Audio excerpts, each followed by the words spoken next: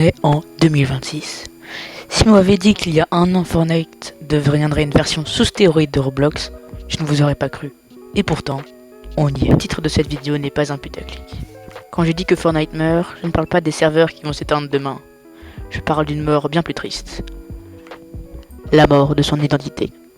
On est passé du Battle Royale le plus influent de l'histoire à une sorte de foire du trône numérique où la qualité a été remplacée par le brainrot. Aujourd'hui, on va parler d'invasion des maps débiles, des skins qui n'ont plus aucun sens comme Tung Tung Tung Saour et de style à brainrot. Attachez vos ceintures, ça va piquer. La crise d'identité, le syndrome du trope. Le problème de Fortnite aujourd'hui, c'est qu'ils veulent tous être en même temps. Tu veux faire du dessin? Va sur Fortnite. Tu veux faire de la guitare? Va sur Fortnite. Tu veux faire du brainrot? Va sur Fortnite. C'est devenu un immense centre commercial. Mais à force de vouloir tout vendre, on finit par ne plus rien créer de solide. Le Battle Royale, l'essence même du jeu, est devenu un mode parmi d'autres, presque secondaire.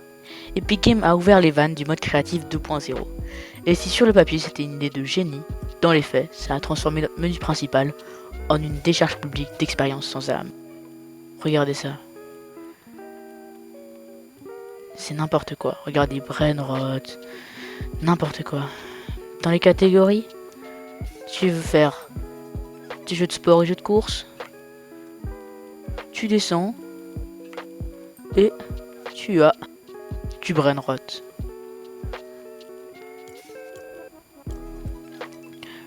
Tu veux faire du death run, il y a du brainrot.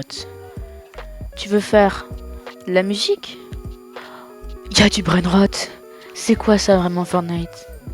J'ai joué à style à brainrot et c'est vraiment débile. Il fallait que je le voie pour le croire, alors j'ai cliqué. J'ai lancé style à brainrot. Les gars, je vous jure, j'ai senti mon quotient intellectuel descendre en un temps réel. C'est le niveau 0 du jeu vidéo. Il n'y a aucun but, aucune technique.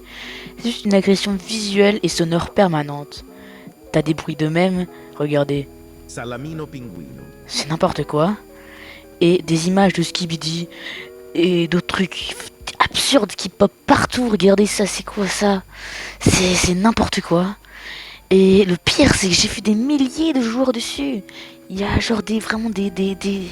Ils ont des pics à 1 million de joueurs sur cette map. C'est ça le vrai problème. Ces maps sont conçues comme des machines à sous pour le cerveau des jeunes. On ne joue plus pour s'améliorer, on joue pour avoir une dose de dopamine immédiate et complètement stupide. C'est l'ère du vide. Et Fortnite en est devenu le premier ambassadeur. L'invasion des skins brainrot. Et si vous pensez que ça s'arrêtait aux maps créatives, détrompez-vous.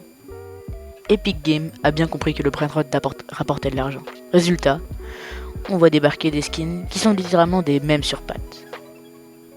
On en parle de Tung Tung Saour ou de Ballerina Cappuccina. Sérieusement, on est où là? Avant, avoir un skin c'est une question de style, d'appartenance à un univers, ou juste parce que le design était propre. Aujourd'hui, on se rend des skins uniquement parce qu'ils sont devenus viraux sur TikTok. Dans des vidéos éclatées au sol. Tung Tung Saour est le symbole même de cette dérive. On prend une tendance éphémère, on en fait un skin, et on attend que les gamins lâchent leurs V-Bucks pour faire la danse la plus gênante possible au lobby. On n'est plus dans la création artistique, on est dans le marketing du malaise. Vraiment, regardez, si on va sur Fortnite GG, on voit très bien que personne n'aime ces skins. 9000 personnes les trouvent incroyables. 436 personnes l'aiment. 610 personnes s'en foutent. 779 personnes le trouvent à vomir. Et 48 000 personnes trouvent que c'est de la merde. De la merde. Et c'est le cas. Regardez, un simple bout de bois avec des yeux et une bouche, quoi. C'est vraiment n'importe quoi. Mais alors, pourquoi Epic Games laisse faire? Alors pourquoi Epic laisse son jeu devenir une poubelle à mèmes? La réponse est simple, le temps de rétention. Peu importe que la map soit débile, peu importe que le skin soit moche, si ça fait rester les gamins sur leur jeu, si ça génère des clips TikTok, alors pour Epic c'est une victoire. Ils ne cherchent plus à faire le meilleur jeu du monde, ils cherchent à posséder le plus de temps de cerveau possible. Mais le prix à payer est énorme. Les joueurs de la première heure, ceux qui aimaient le skill, la construction, l'histoire complexe de l'île, ils s'en vont. On est en train de repasser une communauté passionnée par une masse de consommateurs qui passeront au prochain truc viral dans 2 mois. Mais pourquoi je n'arrêterai pas? Alors après ce constat bien sombre, vous allez sûrement me poser la question. Mais si c'est nul, pourquoi tu n'arrêtes pas? Pourquoi tu ne désinstalles pas le jeu? La vérité, elle est là. Je n'arrêterai pas Fortnite. Pas maintenant. L'espoir du Prime. On est tous comme des ex toxiques. On attend que le jeu redevienne ce qu'il était.